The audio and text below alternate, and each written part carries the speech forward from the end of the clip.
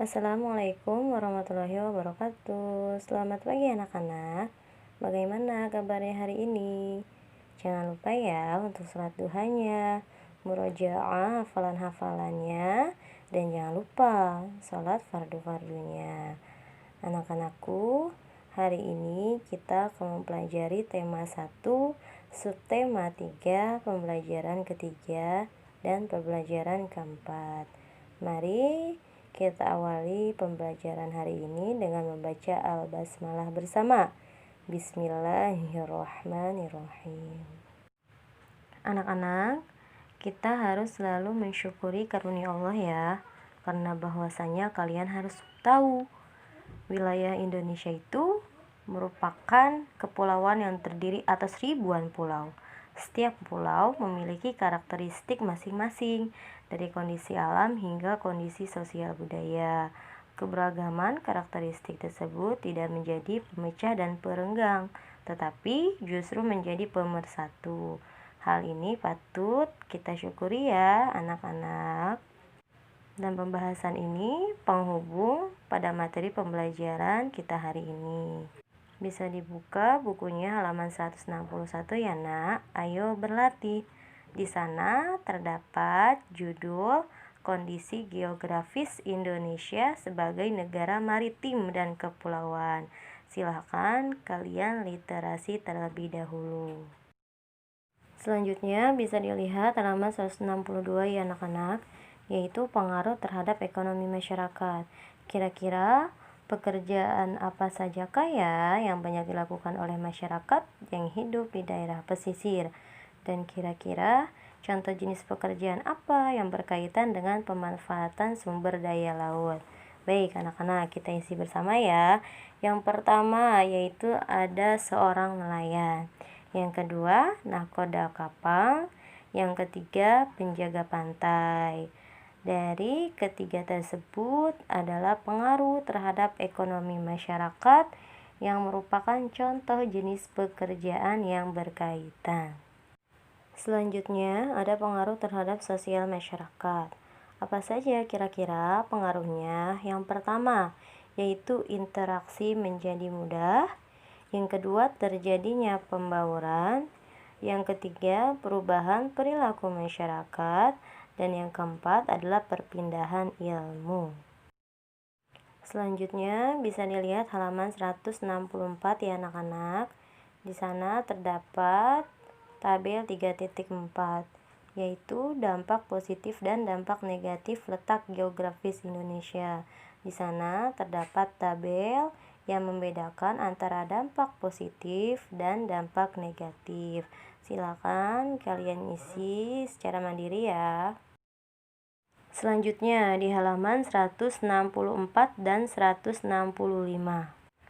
Ayo lakukan dan ayo mencoba. Nah, anak-anak, ini adalah tugas prakarya kembali, yaitu kalian membuat clipping dan laporan hasil clipping. Yang pertama, caranya kalian harus membuat clipping terlebih dahulu, yaitu dengan tema kondisi ekonomi dan sosial masyarakat. Anak-anak, kalian bisa kumpulkan gambar-gambar yang sesuai yang bisa kalian dapatkan, bisa melalui surat kabar atau koran, kemudian majalah, kemudian buku atau internet. Berilah penjelasan singkat dari setiap gambar yang kalian kumpulkan. Susunlah gambar-gambar yang telah kalian kumpulkan menjadi sebuah kalimat dan clipping. Jadi yang pertama kalian harus membuat clipping terlebih dahulu. Setelah kalian sudah selesai membuat clipping, kalian membuat laporan hasilnya. Ingat ya anak-anak, judul clippingnya yaitu kondisi ekonomi dan sosial masyarakat. Semangat anak-anak! Selanjutnya di halaman 165 yaitu ayo menulis. Di sana terdapat sejarah maritim yang terlupakan. Sekarang kalian waktunya literasi. Apa tujuannya? Untuk kalian dapat menentukan ide pokok dari teks tersebut. Silakan literasi terlebih dahulu ya anak-anak. Setelah kalian literasi dan bisa menemukan ide pokoknya, selanjutnya kita mencari tahu tentang perilaku yang sesuai dengan nilai-nilai Pancasila di halaman 168 dan 169 ya nak. Selanjutnya, silakan kalian baca terlebih dahulu, yaitu mengenai perilaku yang sesuai dengan nilai-nilai Pancasila. Setelah kalian membaca, di sana terdapat tabel 3.6, contoh perilaku yang mencerminkan sila-sila Pancasila. Silakan diisi secara mandiri anak-anak. Kalian hanya menentukan sila keberapa dalam Pancasila. Selanjutnya, kita sudah masuk pembelajaran keempat ya anak-anak. Masih ingat ya pembahasan sebelumnya bahwasanya Indonesia itu merupakan negara maritim dengan wilayah laut yang luas. Di masa lalu, nenek moyang bangsa Indonesia dengan gagah berani mengarungi lautan mendatangi banyak negeri di seberang lautan. Kisah kejayaan bahari bangsa Indonesia di masa lalu itu membuat kita bangga. Dari narasi tersebut ada kaitannya dengan pembelajaran keempat ini ya. Bisa dilihat di halaman 172, yaitu ayo membaca, menemukan ide pokok bacaan. Jadi silakan kalian literasi kembali mengenai judul Nenek Moyangku dan Kapal Pinisi, Kapal Penjelajah Dunia. Setelah kalian literasi, silakan kalian tentukan ide pokok bacaannya di tabel 3.7. Selanjutnya di halaman 176 ya anak-anak, yaitu ayo mengamati asal daerah beberapa identitas budaya. Nah anak-anak, kembali kita membahas tentang identitas budaya yang berhubungan dengan kondisi geografis Indonesia. Kondisi geografis Indonesia berupa kepulauan yang terdiri atas lebih dari 13.000 dan tersebar dari Sabang sampai Merauke. Kondisi itu mengakibatkan beragamnya budaya bangsa Indonesia. Setiap daerah atau pulau memiliki budaya yang berbeda dengan daerah atau pulau yang lain. Masyarakat Indonesia terdiri atas ratusan suku bangsa yang tersebar di lebih dari 13.000 pulau. Setiap suku memiliki karakteristik masing-masing, salah satunya adalah budaya. Budaya antar suku bangsa yang satu dengan suku bangsa yang lain juga berbeda-beda, seperti bahasa, adat istiadat, tradisi, dan sistem kepercayaan. Ciri keberagaman budaya lokal Indonesia dapat dilihat dari hal-hal berikut. Ciri keberagaman budayanya apa saja? Yang pertama yaitu ada suku bangsa. Yang kedua ada bahasa. Yang ketiga ada religi. Dan yang keempat ada seni dan budaya. Bu Guru berharap kalian sudah memahaminya ya anak-anak. Sekarang coba kita tentukan dan kita amati. Berilah tanda centang pada gambar yang menunjukkan budaya asli Indonesia. Dan berilah tanda silang pada gambar yang menunjukkan budaya hasil dari percampuran atau peleburan dengan budaya dari luar negeri. Baik, mari kita isi bersama ya anak-anak. Baik, anak-anak, mari kita amati gambar-gambar berikut. Gambar yang pertama, kalian beri tanda centang. Karena itu termasuk gambar yang menunjukkan budaya asli Indonesia. Sedangkan di gambar 2 diberi tanda silang.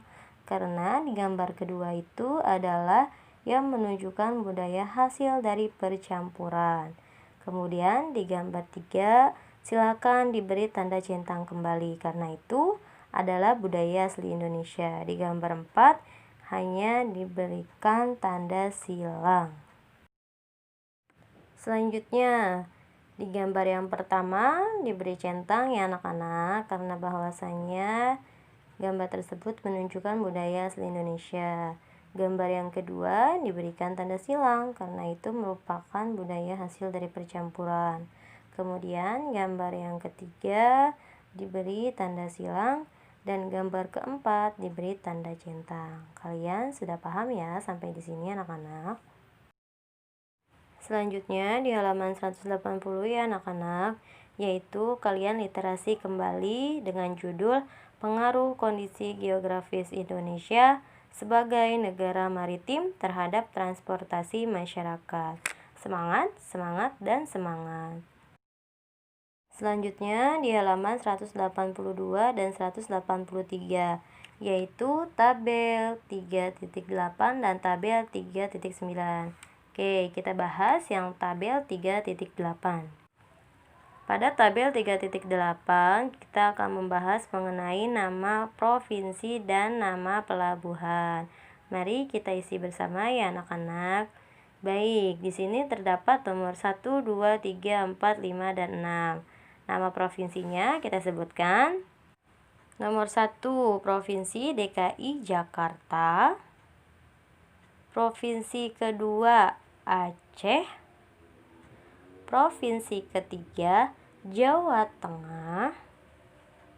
Provinsi keempat, Jawa Timur. Provinsi kelima, Jawa Barat. Dan provinsi yang keenam adalah Banten. Selanjutnya kita tentukan nama pelabuhannya. Tadi di nomor 1 nama provinsinya adalah DKI Jakarta. Nama pelabuhannya yaitu Sunda Kelapa. Kemudian di nomor 2 ada Provinsi Aceh. Nama pelabuhannya yaitu Yosep Iskandar. Kemudian di nomor 3 ada Provinsi Jawa Tengah. Nama pelabuhannya adalah Tanjung Mas. Selanjutnya di nomor 4 ada Provinsi Jawa Timur. Nama pelabuhannya adalah Tanjung Wangi. Selanjutnya di nomor 5 ada Provinsi Jawa Barat. Nama pelabuhannya adalah Pertiwi. Dan terakhir di nomor 6 ada Provinsi Banten. Nama pelabuhannya adalah Merak. Selanjutnya tabel 3.9, nama provinsi dan nama bandara atau lapangan udara. Silakan diisi secara mandiri ya. Selanjutnya di halaman 183, yaitu mengidentifikasi perilaku yang sesuai dengan nilai-nilai Pancasila. Perhatikan ya anak-anak, perilaku yang sesuai dengan nilai-nilai Pancasila. Kalian pasti masih ingat kan bunyi sila-silanya dan simbol-simbolnya. Dalam pembahasan ini kita membahas hasil pengamatan kegiatan pengambilan keputusan bersama yang sesuai dengan nilai-nilai Pancasila pada tabel 3.10. Di sini terdapat 4 poin. Yang pertama ada sekolah, yang kedua ada rumah, yang ketiga ada masyarakat, dan yang keempat ada bangsa dan negara. Dari keempat poin tersebut, silakan kalian isi kegiatan pengambilan keputusan bersamanya yang sesuai dengan sila-sila Pancasila. Contohnya, yang poin nomor 1 adalah sekolah. Contoh kegiatannya adalah pemilihan ketua kelas. Selanjutnya bisa diisi secara mandiri ya. Baik anak-anak, sudah selesai pembelajaran hari ini. Mari kita tutup pembelajaran dengan membaca Alhamdulillah. Alhamdulillahirrabbilalamin. Mudah-mudahan kalian telah memahami dan kalian telah menjadikan ilmu ini yang bermanfaat. Sekian dari Bu Guru. Wassalamualaikum warahmatullahi wabarakatuh.